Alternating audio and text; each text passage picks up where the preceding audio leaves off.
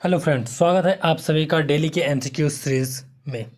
आज का जो हम लोग का क्लास है वो गौतम बुद्ध से संबंधित, बौद्ध धर्म से संबंधित हमारा क्लास चलेगा, जिसके संबंध में हम लोग लगभग 30 से 40-50 बहुत अच्छे अच्छे एमसीक्यूज़ क्वेश्चंस को हम लोग करेंगे। एमसीक्यूज़ हम लोग डेली क्या करते हैं, एमसीक्यू सीरीज़ को लगाते हैं, जो कि आपके बिहार एग्ज़ाम्स में कोई भी, चाहे बिहार एसएससी हो, बीएसएससी हो, या फिर अभी सीजीएल का एग्ज़ाम होने वाला है, फिर बीपीएससी का एग्ज़ाम हो, या फिर बीपीएससी टीचर का हो, इसमें सक्षमता एग्ज़ाम्स जो भी टीचर्स देने वाले हैं उन सभी के लिए जो ये क्लास सभी के लिए बिहार से रिलेटेड बहुत ही ज़्यादा इंपॉर्टेंट टॉपिक्स हैं। और ये बौद्ध धर्म तो आप जानते ही हैं कि हर एक एग्जाम्स में, बीते दिनों में कई सारे एग्जाम्स में इसे ये पूछा जाता है। चलिए आज का टॉपिक स्टार्ट करते हैं। पहला क्वेश्चन हम लोग लेते हैं, क्या है देखते हैं।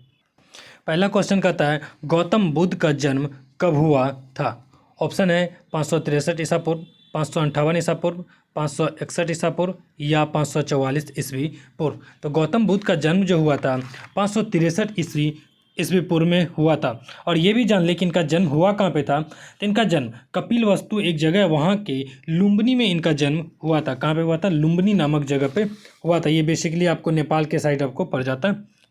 दूसरा नंबर प्रश्न देखते हैं कि बौद्ध के जीवन की किस घटना को महाविनिष्क्रमण के रूप में जाना जाता है? आपको पता है कि भगवान बुद्ध जब अपने घर को त्यागते हैं तो उस वहाँ क्या होता है? महाविनिष्क्रमण। और जब इनकी मृत्यु हो जाती है उन्हें परिनिर्वाण के तौर पे जाना जाता है। तो बौद्ध गृह त्याग, इसका जो ऑप्शन हो जाएगा, देखिए इसका आंसर क्या होगा, उनका गृह त्याग। जब वो गृह त्यागते हैं वो क्या कहलाता है?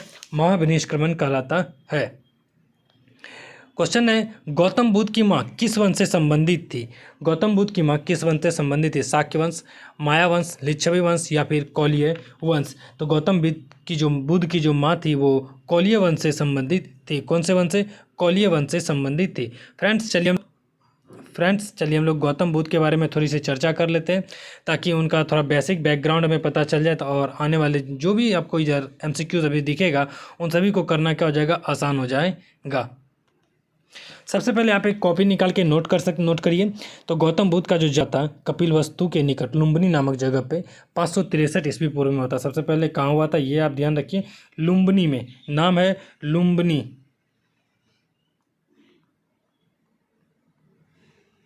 लुम्बिनी में कब होता है? 563 कितना होता है? 563 ईस्वी पूर्व में होता है। 500,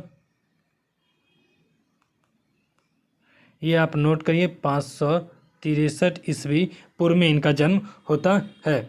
वहीं अगर इसके बारे में और कुछ जाने तो गौतम बुद्ध जो थे इनका बचपन का नाम क्या था? सिद्धार्थ था। गौतम बुद्ध के बचपन का नाम क्या है? सिद्धार्थ, SIDDHARTH। वैसे आप हिंदी में लिख लीजिए सिद्धार्थ।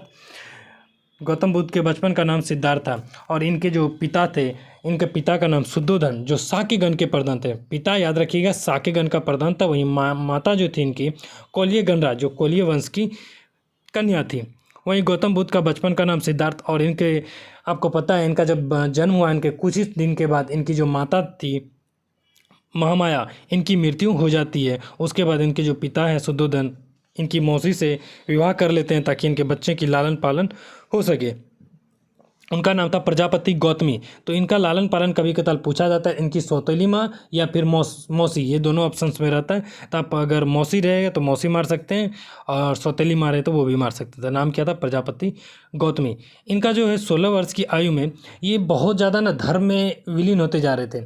इनके जो पिता को तो बताया गया कि जो गौतम है ये ज़्यादातर सिद्धांतिक तौर पे जीवन जीने लगे थे।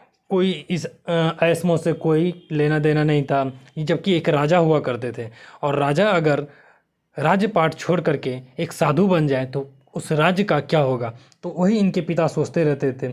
बहुत सारे कोशिश किए, फिर भी ये तो कहता है जिसका स्वभाव विचार जो बदल जाता है फिर वो कभी नहीं बदलता। Nature and signature never change. चलिए वही बात है, इनका जो विवाह है 16 वर्ष की आयु में विवाह कराया गया, ताकि ये सांसारिक जीवन से पारिवारिक जीवन में बंधे रहें। लेकिन फिर भी ये पारिवारिक जीवन को त्याग देते हैं। तो इनका जो विवाह कराया गया था वो यशोधरा, नाम रखिए, याद रखिएगा, यशोधरा। वहाँ एक हम लोग पढ़ते हैं जैन धर्म, उनकी जैन धर्म में जो ऋषि है 24वें तीर्थकर महावीर, उनकी जो माता का नाम था वो यशोदा। यहाँ जो इनकी पत्नी का नाम यशोधरा और इनका जो पुत्र नाम हुआ एक, जिनका नाम राहुल हुआ। कहा जाता है कि अपने पत्नी और पुत्र को सोती हुई अवस्था में ये घर छोड़ के चले गए। जब घर छोड़ते हैं तो ये उस समय 29 वर्ष की आयु थे। जब ये घर त्याग रहे थे उस समय इनका उम्र कितना हो रहा था? 29 वर्ष। और जब घर त्यागे तो महाभिनिष्क्रमण कहलाया। क्या कहलाया? महाभिनिष्क्रमण कराया। जब रास्ते में जाते हैं तो कई सारे लगभग 5 ऋषि भी इनको मिलते हैं। कितने ऋषि मिलते हैं? 5 ऋषि मिलते हैं। चलिए उनके बारे में तो हम लोग ज़्यादा बात नहीं करेंगे, पहले आगे जान लेते हैं। इनके जीवन में कई सारे प्रतीकों के बारे में इनको जाना जाता है। तो इनका जो जन्म है, जन्म को कमल और सान के प्रतीक के तौर पे जाना जाता है। वहीं गृह त्यागी, जो गृह त्यागी उनको घोड़ा, गृह त्यागी को गृह त्यागा, तो घोड़ा जो प्रतीक है किस चीज़ का? गृह त्याग का प्रतीक है। वहीं पीपल का अगर पेड़ आपको मिलता है, पीपल का पेड़, तो वो क्या है? ज्ञान प्राप्ति का। वहीं पद चिन्ह इनके निर्वाण का है। इनकी मृत्यु के बाद कई सारे संगीतियाँ भी कराई गई। जो पहला संगति था 483 ईस्वी पूर्व में राजगिरी में कराया गया था, जहाँ पे शासक अजातशत्रु थे। वहीं दूसरा 383 ईस्वी पूर्व वैशाली में कराया गया। फ्रेंड्स, आप इन सबको नोट करते रहिए, आपको पहले बताया जा रहा है क्योंकि ये एग्जाम्स में पूछा जाता है कि इनका जो है कब पहला संगति कहाँ करवाया या फिर किसके शासनकाल में। चलिए इसका जो मैं आपको पीडीएफ के तौर पे ये प्राप्त करा दूंगा, और पीडीएफ जो आपको प्राप्त होगा ये आपको हमारे टेलीग्राम चैनल चैतव्य क्लासेस, जो कि लिंक डिस्क्रिप्शन में दे दिया गया, वहाँ से जा कर के ले सकते हैं। चलिए हम लोग क्या करते हैं कि स्टार्ट करते हैं हम लोग क्वेश्चन से। 2 क्वेश्चन हम लोग कर चुके हैं, वहीं आगे देखते हैं। 4 नंबर क्वेश्चन था, बुद्ध का जन्म हुआ था। बुद्ध का जन्म कहाँ हुआ था? ये जस्ट अभी आपने पढ़ा कि बुद्ध का जन्म कहाँ हुआ था। ऑप्शन है वैशाली, कपिलवस्तु, लुम्बिनी या फिर पाटलिपुत्र। बुद्ध का जो जन्म हुआ था वो लुम्बिनी नामक जगह पे हुआ था। 5 नंबर प्रश्न, निम्न में से कौन सा नाम बुद्ध का दूसरा नाम है? इनमें से कौन सा बुद्ध का दूसरा नाम है? पार्थ, प्रछन्न, मिहिर, गुड़ाकेश या इनमें से कोई नहीं? आपको पता है बौद्ध का इनमें से कोई नहीं नाम है, क्योंकि बौद्ध का जो एक नाम है वो क्या नाम था? सिद्धार्थ इनका नाम है। वहीं इनके जो आदि गुरु शंकराचार्य को प्रछन्न बौद्ध या छिपा हुआ बौद्ध धर्मी कहा जाता है। इनके जो आदि गुरु हुए शंकराचार्य को प्रछन्न बौद्ध कहा जाता है। यहाँ जो प्रछन्न देख रहे हैं तो प्रछन्न बौद्ध या छिपा हुआ बौद्ध बुद्ध मार्गी कहा जाता था। सिद्धार्थ को अगर अन्य नामों से देखें, गौतम बुद्ध को शाक्य मुनि कहा गया। शाक्य मुनि, तथागत, शाक्य मुनि या फिर तथागत के नाम से भी ये जाने गए। चलिए आगे देखते हैं। 6 नंबर प्रश्न क्या कहता है? निम्नलिखित में से किस राजवंश के अभिलेख में इस परंपरा का समर्थन होता है कि लुम्बिनी शाक्य मुनि बुद्ध का जन्म स्थान था? मौर्य, शुंग, सातवाहन या फिर कुषाण वंश। इसका जो आंसर है वो हो जाएगा मौर्य वंश। 6 नंबर का आंसर क्या हो जाएगा? मौर्य वंश। 7 नंबर प्रश्न देखिए, इसमें कहता है निम्नलिखित में से कौन एक अशोक का अभिलेख इस परंपरा की पुष्टि करता है कि गौतम बुद्ध का जन्म लुम्बिनी में हुआ था? फ्रेंड्स, ये जो है अशोक का रुम्मिनदेई स्तंभ इस बात की उल्लेख करता है कि अशोक का जन्म कहाँ हुआ था? लुम्बिनी में हुआ था। हम लोग ज़्यादा आप ऑप्शन आराम से देख सकते हैं, मैं ज़्यादा डायरेक्ट आंसर बताते जाता हूँ क्योंकि बहुत सारा क्वेश्चन है। चलिए 8 नंबर, निम्नलिखित में से किस राजा के एक अभिलेख से सूचना मिलती है कि शाक्य मुनि बुद्ध का जन्म लुम्बिनी में हुआ था? इसका जो आंसर हो जाएगा क्या हो जाएगा? अशोक। अब अशोक के कौन से? रुम्मिनदेई स्तंभ लेख से पता चलता है। महात्मा बुद्ध का महापरिनिर्वाण हुआ। महापरिनिर्वाण मतलब कि जब इनकी मृत्यु हो जाती है तो उसे क्या कहा गया? महापरिनिर्वाण कहा गया।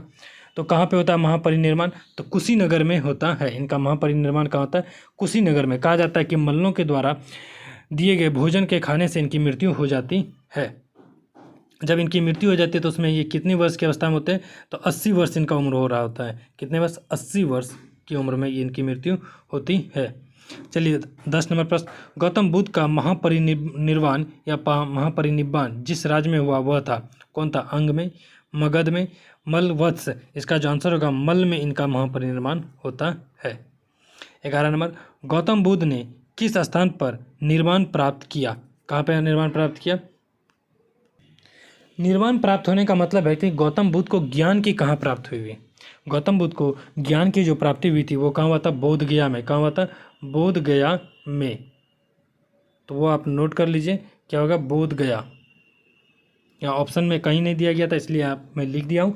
आप इसे याद कर लीजिए कि गौतम बुद्ध को जो निर्वाण प्राप्ति हुई बोध गया में प्राप्ति हुई थी। महात्मा बुद्ध ने सांसारिक दुखों से मुक्ति पाने के लिए ज्ञान प्राप्ति इनको हुई थी। ये इनका कहना था सांसारिक दुखों से मुक्ति या दुख निरोध है ही निर्वाण माना गया है। चलिए 12 नंबर, महात्मा बुद्ध का महापरिनिर्वाण किसके गणतंत्र में हुआ था? किसका गणतंत्र में हुआ था? तो इसका आंसर क्या हो जाएगा? मल्लों के गणतंत्र में हुआ था।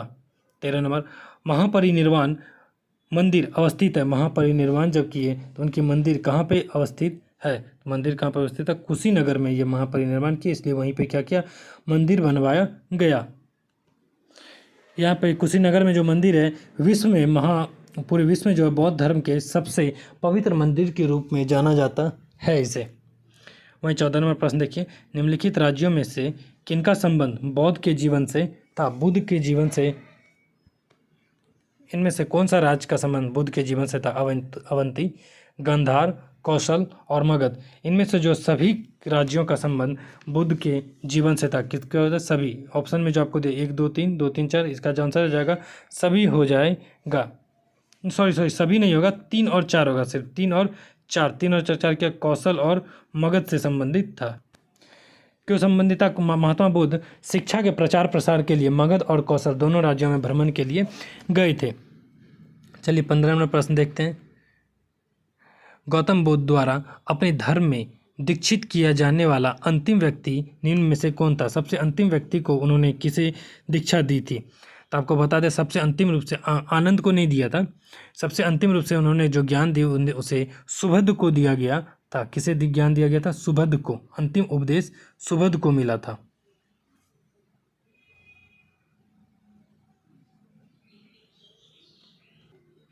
वहीं बुद्ध द्वारा रूपांतरित निम्न व्यक्तियों में से कौन सा अंतिम था? बुद्ध द्वारा रूपांतरित निम्न व्यक्तियों में से कौन सा व्यक्ति अंतिम रूप से था? तो इसका जो आंसर हो जाएगा क्या हो जाएगा? डी, सुबुद्ध हो जाएगा। इसका भी आंसर क्या हो जाएगा? सुबुद्ध। 17 नंबर प्रश्न देखिए। फ्रेंड्स, जो भी आप इस चैनल पे नए हैं, आप इससे पहले कई सारे एमसीक्यूज कराया जा चुका है। आप उस क्लास से जुड़ करके वहाँ से एमसीक्यूज कर सकते हैं, ताकि आपको आने वाले एग्जाम्स में काफ़ी लाभदायक सिद्ध हो सके ये क्लास। और जो भी आप लोग न्यू हैं, प्लीज़ चैनल को सब्सक्राइब जरूर करें, ताकि आप लोग हमारे साथ जुड़े रहें, और आपका साथ हमारे लिए बहुत ही ज़रूरी है। चलिए 17 नंबर क्वेश्चन देखते हैं कि बुद्ध ने अपने जीवन की अंतिम वर्षा ऋतु कहाँ बिताई? तो बुद्ध ने अपने जीवन की अंतिम वर्षा ऋतु कहाँ पे बिताई? ये जो अंतिम वर्षा ऋतु बिताते हैं ये वैशाली में बिताते हैं। कहाँ पे? वैशाली में। चलिए 18 नंबर प्रश्न देखते हैं कि निम्नलिखित में से कौन सा एक बौद्ध मत में निर्वाण की अवधारणा की सर्वश्रेष्ठ व्याख्या करता है? निर्वाण की अवधारणा में सर्वश्रेष्ठ व्याख्या क्या करता है? इसका जो आंसर होगा तृष्णा रूपी अग्नि का समन। तृष्णा रूपी अग्नि का समन। इस क्वेश्चन के बारे में थोड़ा सा बात करेंगे। तो बुद्ध कहते थे, बुद्ध ने कहा कि निर्वाण को मन की उस परम शांति के रूप में वर्णित किया है। निर्वाण मतलब पूरे ज्ञान प्राप्त करना है, जो तृष्ण, क्रोध और दूसरी विषादकारी मन स्थितियों से परे है। और यह शांति तभी प्राप्त होती है जब सभी वर्तमान इच्छाओं के कारण समाप्त हो जाए, ऐसा बुद्ध का कहना था। और भविष्य में पैदा हो सकने वाली सभी इच्छाओं का जो है जड़ से नाश हो जाए। कहा जाता मतलब वो इससे समझ में आ रहा है कि हमारे मन में जो भी इच्छा जगती है, अगर हम इस इच्छा को ही खत्म कर दिया जाए, अपने शरीर पे कंट्रोल करें, जो मिल रहा है उसमें परिपूर्ण रूप से खुश रहे, यानी कि इच्छा को अगर पूरी तरीके से जड़ से नाश कर दें, तो हमें क्या हो सकता है? इन सभी दुख कष्ट से क्या मिल सकता है? छुटकारा प्राप्त हो सकता है। यही बोला ना, तृष्णा रूपी अग्नि का समन। तृष्णा रूपी अग्नि का समन का मतलब है कि द्वेष कारण कुछ जड़ को पूरी तरीके से समाप्त करना। चलिए 19 नंबर प्रश्न देखते हैं। अलार कलाम कौन थे? महात्मा बुद्ध जब गृह त्यागते हैं तो उनके जो प्रथम गुरु होते हैं वे अलार कलाम भी ही है। पहला गुरु अलार कलाम और दूसरा कौन होते हैं? रुद्र करामपुत। रुद्र करामपुत इनके दूसरे गुरु होते हैं। चलिए 20 नंबर प्रश्न, महात्मा बुद्ध ने अपना पहला धर्म चक्र परिवर्तन किस स्थान पर दिया? यानी कि जब पहली बार ये महात्मा बुद्ध जब अपना पहला प्रचार प्रारंभ करता है, ये कहाँ से करते हैं? उरुवेला से। उरुवेला से सबसे पहले ऋषिपत्तनम उसका नाम दिया, ऋषिपत्तनम या फिर आप सारनाथ बोल सकते हैं, सारनाथ बोल सकते हैं। वहाँ से इन्होंने पहला परिवर्तन दिया, जिसे उपदेश जो दिए थे इन्हीं को धर्मचक्र प्रवर्तन के नाम से जाना गया। यानी कि पहला उपदेश जो दिया उसे किस नाम से जाना गया? धर्मचक्र प्रवर्तन। कहाँ से दिए? सारनाथ से, या उरुवेला भी कभी ऑप्शन में रहता है। 21 नंबर, बुद्ध ने अपना पहला उपदेश कहाँ दिए थे? सारनाथ में। कहाँ दिए थे? सारनाथ में। सबसे पहला उपदेश कहाँ दिए? सारनाथ में। 22 नंबर, सारनाथ में अपना प्रथम प्रवचन किसने दिया? तो प्रथम प्रवचन किसने दिया? तो महात्मा बुद्ध ने। ऑप्शन क्या है? महात्मा बुद्ध ने। 23 नंबर, गौतम बुद्ध अपना प्रथम उपदेश कहाँ दिए? इसका भी आंसर क्या हो जाएगा? सारनाथ। गौतम बुद्ध अपना प्रथम उपदेश कहाँ देते हैं? सारनाथ। 3 से 4 बार दिया गया, ये इसलिए कि ताकि आपको याद हो जाए। ग्रंथों में उल्लिखित धर्म चक्र प्रवर्तन है उनका बुद्ध का दर्शन, सारनाथ में दिया गया उनका प्रथम उपदेश। यही हो जाएगा आंसर। क्या हो जाएगा? सारनाथ में दिया गया प्रथम उपदेश को ही धर्मचक्र प्रवर्तन कहा गया है।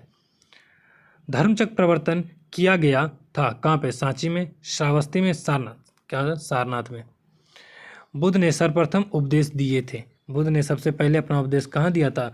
श्रावस्ती, कौशाम्बी, वैशाली या फिर राजगिरी में। इसका जो आंसर हो जाएगा श्रावस्ती, वही सारनाथ है। 27 नंबर, बुद्ध कौशाम्बी किसके राज्यकाल में आए थे? जब कौशाम्बी आए थे तो उसमें किसके राज्यकाल में वो आए थे? सतानिक या उदयन, बौद्ध या निचच्छू। इसका जो आंसर होगा उदयन के समय में वो आए थे। 28 नंबर प्रश्न देखते हैं, बुद्ध की मृत्यु के पश्चात प्रथम बौद्ध संगति की अध्यक्षता की गई। जब बुद्ध की मृत्यु हो जाती है तो प्रथम बौद्ध संगति की अध्यक्षता कौन करते हैं? ये ऑप्शन में दिया गया, आप देख सकते हैं। महाकश्यप द्वारा, धर्मसेना द्वारा, अजातशत्रु, नागसेन द्वारा। इसका जो आंसर हो जाएगा महाकश्यप। तो प्रथम बौद्ध संगति कराई कब जाती है? 483 ईस्वी पूर्व। कब? 483 ईस्वी पूर्व में। कहाँ पे? राजगिरी में। ये होता है कहाँ पे? राजगिरी में होता है, याद रखिएगा, राजगिरी में। और शासक कौन होते हैं? अजातशत्रु। अजातशत्रु। दूसरा होता है 383 ईस्वी पूर्व, स्थान वैशाली में, और इसकी अध्यक्षता शुभकामी करते हैं और शासक कालाशोक के समय में। तीसरा होता है 247 ईस्वी पूर्व में, पाटलिपुत्र में। कहाँ होता है? तीसरा होता है जो थर्ड नंबर का होता है, ये कहाँ होता है कि 247 ईस्वी पूर्व में। और सबसे पहले कहाँ होता है? पाटलिपुत्र में, PATLI, पाटलिपुत्र में। और कौन कराता है इसको? अशोक कराते हैं। कौन कराते हैं? अशोक के द्वारा कराया जाता है। और इसकी अध्यक्षता मोगलीपुत्र तीस करते हैं। वहीं अगर चौथा बौद्ध संगति की बात किया जाए तो जो चौथा बौद्ध संगति है ये ईसा की प्रथम शताब्दी में होता है। ईसा की प्रथम शताब्दी में होता है। कहाँ पे होता है? कुंडल वन में। कहाँ होता है? कुंडल वन में कराया जाता है, जो कि कश्मीर में पड़ता है। इसमें जो शासक हैं वो कनिष्क है। शासक कौन है? कनिष्क। और इसकी अध्यक्षता कौन करते हैं? अश्वघोष या वसुमित्र, जिसका नाम दिया गया है। वसुमित्र या अश्वघोष इसका नाम है। चलिए, उम्मीद है कि आपको ये समझ में आया होगा। चलिए 29 नंबर प्रश्न हम लोग देखते हैं सीधा। प्रथम बौद्ध परिषद का संचालन निम्नलिखित में से किस एक ने किया था? अभी जस्ट हम लोग पढ़ लिए कि प्रथम बौद्ध का संचालन निम्नलिखित में से किस एक ने किया था। ये तो बहुत ही आसान क्वेश्चन है। तो कौन किया था? महाकश्यप। चलिए 30 नंबर, सप्तपर्णी गुफा स्थित है। सप्तपर्णी गुफा कहाँ पे स्थित है? सप्तपर्णी गुफा सांची में, नालंदा में, राजगिरी में या फिर पावापुरी में। तो सप्तपर्णी गुफा जो स्थित है वो कहाँ स्थित है? राजगिरी में स्थित है। सप्तपर्णी गुफा राजगिरी में स्थित है। राजगिरी लगा लीजिए, ठीक। चलिए 31 नंबर प्रश्न देखते हैं कि भगवान बुद्ध के महापरिनिर्वाण के बाद पहली बौद्ध संगति हुई थी। महात्मा बुद्ध के परिनिर्वाण के बाद पहली बौद्ध संगति कहाँ हुई थी? राजगिरी में हुआ था, जो कि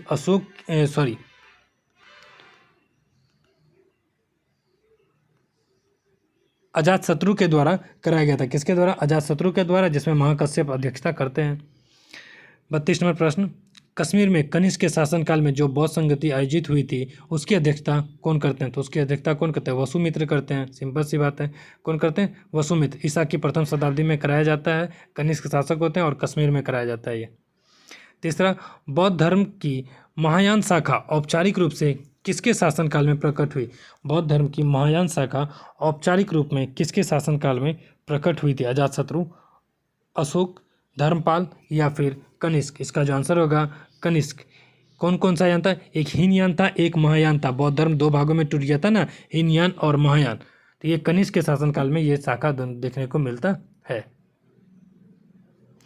34 नंबर क्वेश्चन, कनिष्क के शासनकाल में बौद्ध सभा किस नगर में आयोजित हुई थी? कनिष्क के शासक में बौद्ध सभा किस नगर? मगध में, पाटलिपुत्र में? गलत, ये दोनों क्या गलत है। कहाँ हुआ था? कश्मीर में हुआ था। कहाँ? कश्मीर। ऑप्शन ये मिल गया, कश्मीर में। 35 नंबर प्रश्न बताइए, किस शासक के काल में चतुर्थ बौद्ध संगति का आयोजन हुआ था? चतुर्थ बौद्ध संगति कनिष्क के शासन काल में हुआ था, कश्मीर में। आंसर ये रहा। 36 नंबर प्रश्न, चतुर्थ बौद्ध संगति हुई थी, चौथा बौद्ध संगति कब हुई थी? कनिष्क के शासन काल में। चलिए मिल गया आंसर पहले में, क्यों जाए दूसरा पढ़ने में।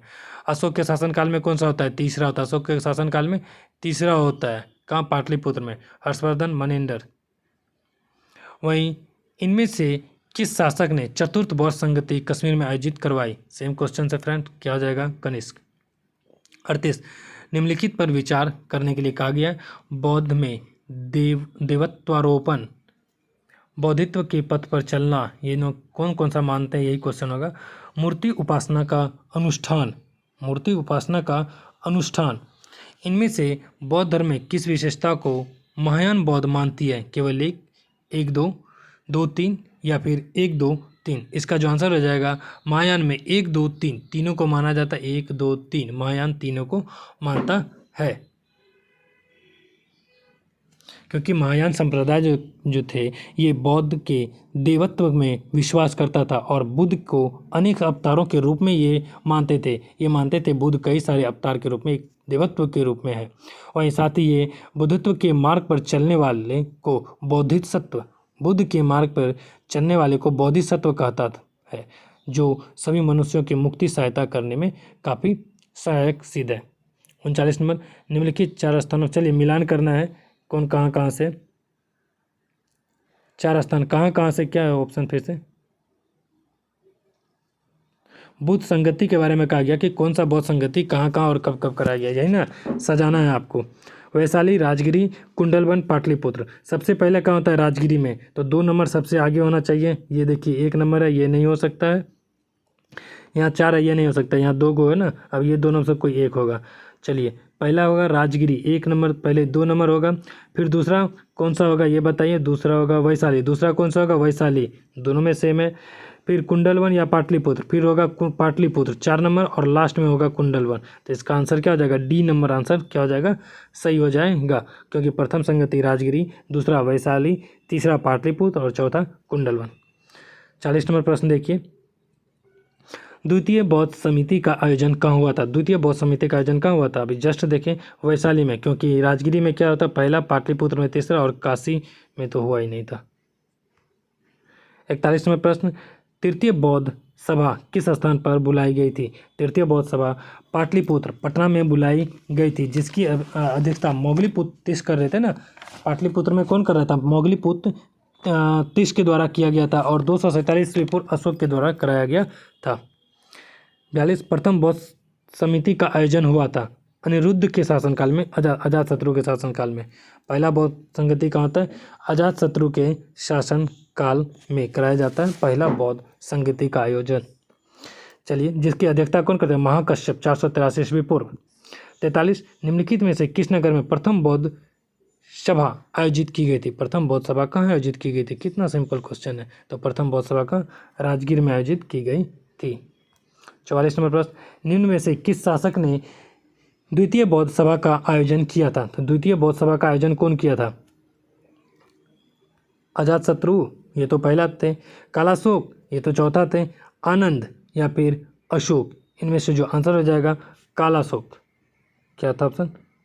द्वितीय बौद्ध सभा का आयोजन कालाशोक के द्वारा कराया गया था, क्योंकि चौथा में तो कनिष्क था ना, चौथा में कनिष्क था, कालाशोक दूसरा, वैशाली में। 45वें प्रश्न देखिए, बौद्ध के जीवन के 4 महत्वपूर्ण घटक दिए गए हैं, उन चारों को नीचे स्तंभ 1 स्तंभ 2 में सजाना है। जन्म, ज्ञान प्राप्ति, प्रथम वचन और निधन। तो प्रथम वचन इंद्रिय कहाँ देते हैं? पहला जो वचन देते हैं ये सारनाथ में देते हैं, ये तो आप जानते हैं। ज्ञान प्राप्ति इनको कहाँ होता है? बोध गया में ज्ञान की प्राप्ति होती है। कहाँ होता है? बोध गया में ज्ञान की प्राप्ति हो जाती है। उसके बाद निधन कहाँ होता है?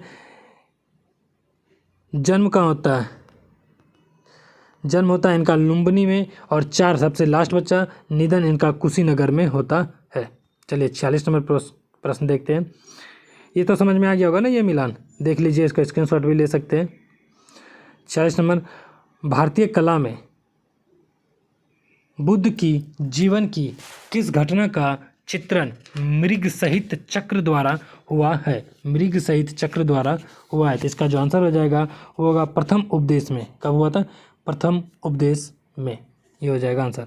47, इसमें भी फिर से मिलान करना है, सूची 1 को सूची 2 से मिलाना है। तो जन्म को आप लोग इसको मिलाने की कोशिश करिए कि जन्म कहाँ हुआ था। तो जन्म आप जानते हैं, जब जन्म हुआ तो जन्म को कमल के रूप में जाना गया। किसके रूप में? कमल के चिन्ह के तौर पे। प्रथम प्रवचन को धर्मचक्र प्रवर्तन कहा गया। क्या कहा गया? प्रथम प्रवचन को धर्मचक्र प्रवर्तन। महाबोधि, ये बोधि वृक्ष है। ये क्या? बोधि वृक्ष है। और त्याग क्या था? इसका घोड़ा। त्याग किसका निशानी है? घोड़ा त्याग की निशानी था। कर्मापा, लामा और तिब्बत की बुद्ध संप्रदाय किस वर्ग का है? तिब्बत में जो बौद्ध संप्रदाय, एक कर्मापा और लामा, कर्मापा लामा तिब्बत के बुद्ध संप्रदाय के किस वर्ग के अंतर्गत आता है? गोलुगपा, कांग्युपा, साक्युपा या फिर लिंगमापा। तो इसका जो आंसर हो जाएगा तिब्बत का कांग्युपा आंसर हो जाएगा। क्या हो जाएगा? कांग्युपा। 50 नंबर प्रश्न देखते हैं। 50 में कहा गया, बोध गया में महाबोधि मंदिर बनाया गया। बोध गया में महाबोधि मंदिर बनाया गया है। तो गौतम बुद्ध पैदा हुए थे तब बनाया गया था, या गौतम बुद्ध को ज्ञान प्राप्ति, बोध गया में गौतम बुद्ध को जो ज्ञान प्राप्ति हुई वहीं बनाया गया था। वहीं बता दें, अभी गया में जो बुद्ध की सबसे बड़ी श्यान मुद्रा यानी कि सोते हुए मुद्रा की भी प्रतिमा बनाई गई है या फिर जा रही होगी। आप थोड़ा सा चेक कर लीजिएगा। मैं जब पढ़ा था इससे तो बनाई जा रही थी उसमें, गया में ही। चलिए आज का लास्ट प्रश्न। उम्मीद है फ्रेंड्स आप लोगों को ये क्लास समझ में आया होगा। आप लोग को जो भी है PDF अगर चाहिए तो आप हमारे टेलीग्राम चैनल के लिंक पे जा कर के वहाँ से आप PDF प्राप्त कर सकते हैं। चलिए आज का लास्ट क्वेश्चन देख लेते हैं। बोध गया में बोधि वृक्ष अपने वंश की किस पीढ़ी का है? अपने वंश की ये 5वीं पीढ़ी का है, जिसको देखते हैं कि सबसे पहला पीढ़ी को कौन कटवा दिया था? शशांक ने कटवा दिया था। धन्यवाद फ्रेंड्स आप लोगों को हमारे साथ इस क्लास में जुड़े रहने के लिए। उम्मीद है कि जो भी नए हैं आप लोगों को समझ में आया होगा, और इस क्लास को शेयर ज़रूर करें, और जो नए हैं सब्सक्राइब ज़रूर कर दें और अपना साथ हमें ज़रूर दें।